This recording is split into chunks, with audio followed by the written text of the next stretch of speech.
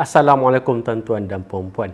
Hari ini kita sambung lagi tutorial untuk networking, yang mana dalam video yang lepas saya dah share dengan tuan-tuan cara untuk pasang CCTV dengan menggunakan network video recorder dan juga PoE IP camera.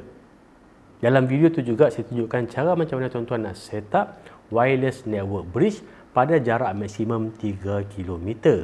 Ada dua situasi kita boleh gunakan network bridge tersebut. Sebagai contoh, katakanlah kebun kita luas dan kita ada lagi satu kamera CCTV yang perlu dipasang pada jarak maksimum 3 km, kita boleh gunakan network bridge tersebut. Dan selain itu tuan-tuan, katakanlah dekat kebun tuan-tuan memang tak dapat coverage, tak ada internet, kita boleh letak kita punya wireless 4G LTE router ni dekat luar, dekat tempat yang ada coverage. Kemudian kita gunakan network bridge ni untuk dapatkan akses internet dekat rumah kebun kita. Untuk kali ini, kita ada banyak peralatan yang akan kita pasang dalam satu network yang sama. Okey, first kita ada Cloud Managed Router, kemudian kita ada PoE Cloud Managed Switch, dan untuk access point kita ada 3 access point. Yang pertama kita ada Ceiling Mount Access Point, Wireless Access Point, yang ini untuk outdoor, dan lagi satu kita ada Wi-Fi 7, ini wall mount punya access point, kita akan pasang juga. Dan termasuklah kita punya wireless bridge ni kita akan pasang dalam network yang sama. So total kat sini kita ada 1, 2, 3, 4, 5, 6, 7 peralatan yang kita akan pasang dalam network ni. Okey tuan-tuan, inilah keadaan network dekat rumah ni sekarang ni. Memang agak berserabut. Dekat atas ni access point. Kemudian kita punya wireless bridge. Bridge pergi keluar. Dekat luar kita ada peralatan lagi. Dan dekat sini kita ada PoE switch. Kemudian kita ada server. Boleh panggil server ni sebenarnya Raspberry Pi. Saya ada 1, 2, 3, 4 dan ada lagi 2 yang kita belum pasang dekat sini. Ini untuk saya running Home Assistant, DNS, dan ada lagi 2-3 sistem yang saya running dekat rumah ni, yang saya host dekat rumah ni. Ni sebenarnya kita nak kena buat perubahan sikit lah. Dah berselerak macam ni, dah berserabut. So kita akan kemas kemudian nanti. Dan semua peralatan tu kita akan pasang dalam rack ni nanti. Dan dekat atas ni saya ada router daripada Celcom, sebab dekat rumah ni saya gunakan Celcom Home Fiber, dan sini saya punya NVR, dan dekat bawah ni ada laptop saya running Proxmox untuk server.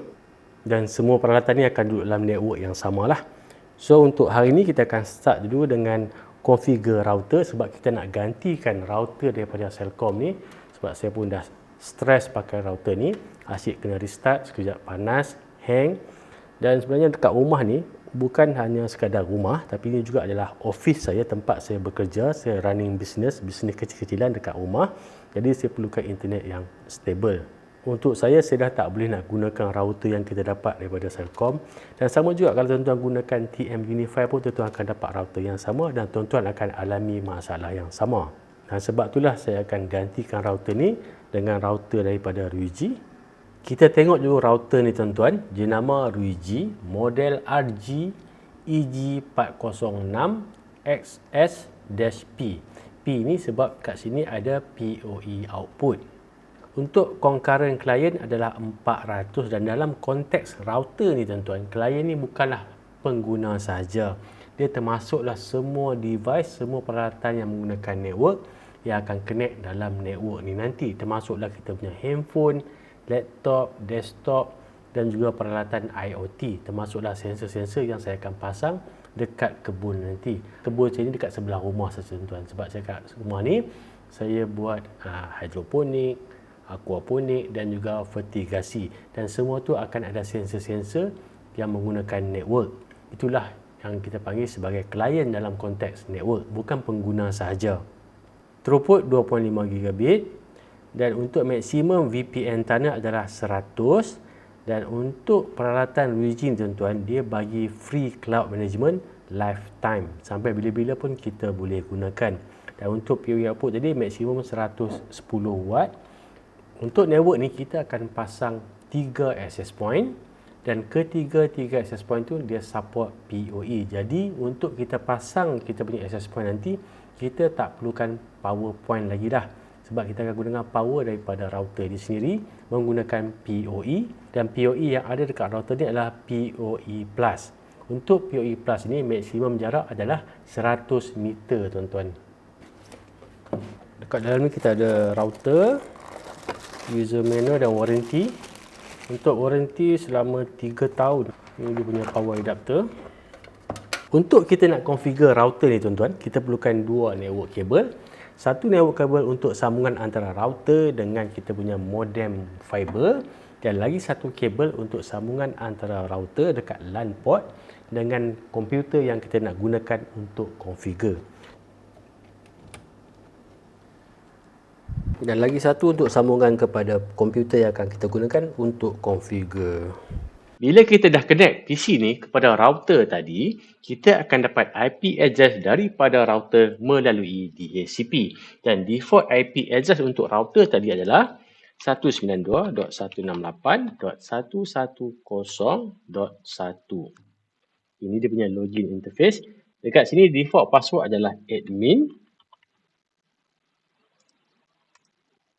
Dekat sini kita klik pada start setup.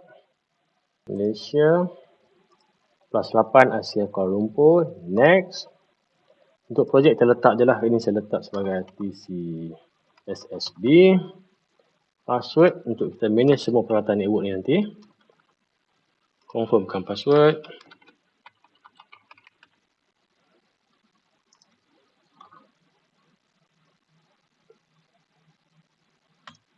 Dekat sini, kita pastikan kita pilih pada config dan kita akan config untuk internet dulu.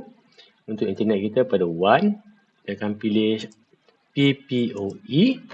Username ni, username yang kita dapat daripada, macam saya dah gunakan Celcom, saya akan dapatkan username daripada Celcom. Dan password, sama juga kalau tuan-tuan gunakan TM Unify pun benda yang sama juga. Kemudian service name, kita letak nama lah, senang. Celcom Fiber. Yang dekat advanced setting ni, untuk MTU kita guna default 1480, dan untuk VLAN kita kena gunakan VLAN. VLAN ID dia adalah 623. Priority letak je kosong. Save. Ok, operation success. Kita tunggu dia create connection. Ok, PPOE connection succeed, maksudnya kita dah dapat internet daripada Celcom Digi. Simple saja tuan-tuan. Kalau tuan-tuan gunakan router macam Microtik, semua tu nak configure ni sebenarnya agak susah jugalah. Yang ni RWG ni kelebihan dia mudah untuk kita config. Dan seterusnya apa yang saya nak buat, saya nak cuba nak tukar IP saja. Saya nak match default IP tadi dengan network sedia ada dekat rumah ni untuk matchkan dengan MVR. Kemudian kita ada switch, kemudian ada server. So, saya akan ubah IP address. Kita edit. Saya akan gunakan IP 192.168.1.1. Okey. Kita tunggu sekejap.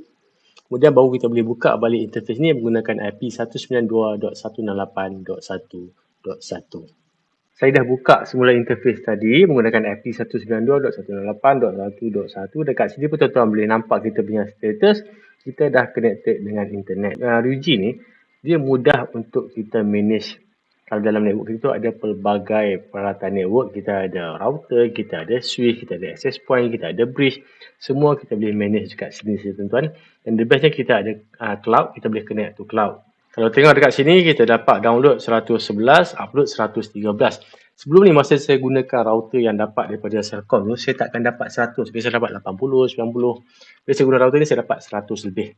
Dan untuk PC saya cuma 100 MB, upload 100 MB, download pun 100 MB. Jadi kita dapat lebih daripada yang sepatutnya lah. Kita sebenarnya boleh juga config dengan menggunakan handphone. Router ni memang ada built-in Wi-Fi. Kita tengok dekat Wi-Fi ni, kita memang ada Wi-Fi dekat sini. So kalau tuan-tuan nak config menggunakan handphone, tuan-tuan boleh connect dekat SSID ni dan boleh config lah. Boleh download app, memang RWG memang ada apps. So boleh configure menggunakan handphone.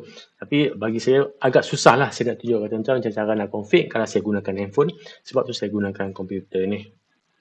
Router yang kita configure dan access point yang kita nak pasang ni adalah enterprise level. Enterprise level ni maksudnya peralatan yang biasanya dipasang di pejabat. Jadi kalau kita gunakan peralatan yang kita kata dalam satu level yang lebih tinggi ataupun high end ni, kita guna dekat rumah kita. So rumah kita ni pun setara dengan pejabat. Sebab biasanya kalau dekat pejabat ni kita akan ada lebih banyak peralatan network, lebih ramai pengguna. Macam tadi pun router tadi pun maksimum sampai 400 klien. Dan sama juga untuk access point ni. Ini adalah Wi-Fi 7 dan design ni adalah untuk wall mount, untuk kita pasang dekat dinding. Dan yang tuan-tuan nampak ni adalah soket yang sama biasa kita tengok dekat dinding, dekat pejabat, ataupun kita panggil sebagai data port. So dia ada kabel LAN dekat sini dan kita akan pasang kita punya access point ni dekat sini. Untuk sambungan ni dia dekat belakang. Ini dia punya main ataupun one port untuk kita punya access point. Dan dekat bawah ni tuan-tuan, kita ada lagi 4 port. Yang hujung sekali ni, yang ni ada PoE out. Jadi katakanlah dekat bawah ni kita ada IP phone. So untuk IP phone kita boleh ambil sambungan network dan juga power daripada sini. Dan kita ada extra lagi 3 port dekat sini untuk sambung kepada peralatan network yang lain. Mungkin TV ataupun apa-apa sahaja peralatan yang menggunakan Ethernet port. Jadi untuk access point ni masuk ke belakang ni. Dan dekat sini kita ada lagi 4 port. Termasuk 1 port untuk PoE. Yang ni adalah mounting plate untuk access point ni. Dan dia bagi sekali dengan skru. Jadi kita akan lekat dulu plate ni dekat kita punya box tadi. Kita sambungkan pada bahagian belakang ni. Dan kita slide dia masuk tuan-tuan. Okey, dah siap pasang. Ini kabel yang pergi dekat access point tadi. Kita akan sambungkan dekat router ni. Tak kisah mana-mana LAN port yang ada. Sebab kesemua LAN port ni dia ada PoE. So bila kita akan sambung ni, dia akan hidupkan kita punya access point. Dan data pun akan lalu kabel yang sama juga. Dan dekat dalam rack ni saya dah kemaskan sikit. Tapi belum perfect lagi. Banyak lagi benda nak kemas. Router dah dekat sini. Yang ni saya punya network switch.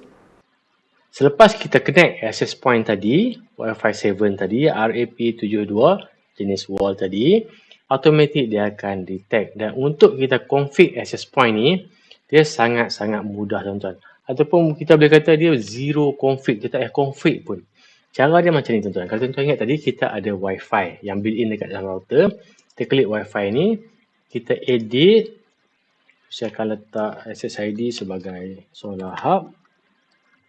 Kemudian dekat sini kita letak security. Saya masukkan password. Ini password untuk Wi-Fi dan kita punya SSID adalah Solar Hub. Ini password yang kita akan gunakan untuk kita connect Wi-Fi nanti. Kita tengok advanced setting ada apa. Ini tak ada apa tuan-tuan. Kita just klik pada OK saja. Okey, kita dah boleh connect dengan Wi-Fi ni. Dalam region ni, kalau kita ada lebih pada satu access point, dia ada satu function yang dipanggil sebagai Wi-Fi roaming. Maksudnya, kalau kita ada, contoh kita ada 10 ataupun 20 access point, semuanya akan bawa SSID yang sama dan password yang sama. Jadi tak perlulah kita nak tukar masuk connect kepada access point lain, kemudian masukkan password secara manual, tak payah. Kita cuma connect sekali, kemudian dia akan roaming. Bagi contoh kalau dekat kawasan sekolah kita pasang ada banyak access point, kita cuma perlu connect sekali saja. Kita jalan di dalam sekolah tu, bila dah terputus daripada satu access point, dia akan automatic akan connect kepada access point yang available dekat kawasan yang kita duduk tu. Yang tu kita panggil sebagai Wi-Fi roaming. Jadi kita balik kepada kita punya device tadi.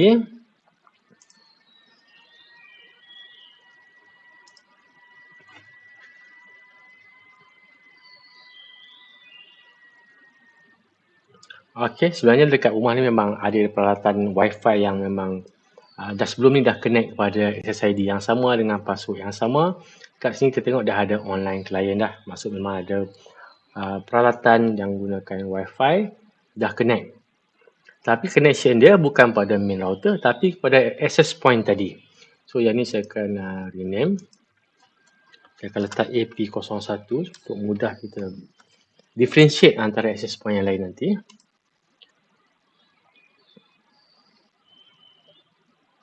Kalau tuan-tuan perasan, dekat access point ni, kita tak payah config pun. Dia akan follow semua config yang kita buat tadi. Config yang ada dalam router tadi. So, lepas ni kita akan plug in lagi access point.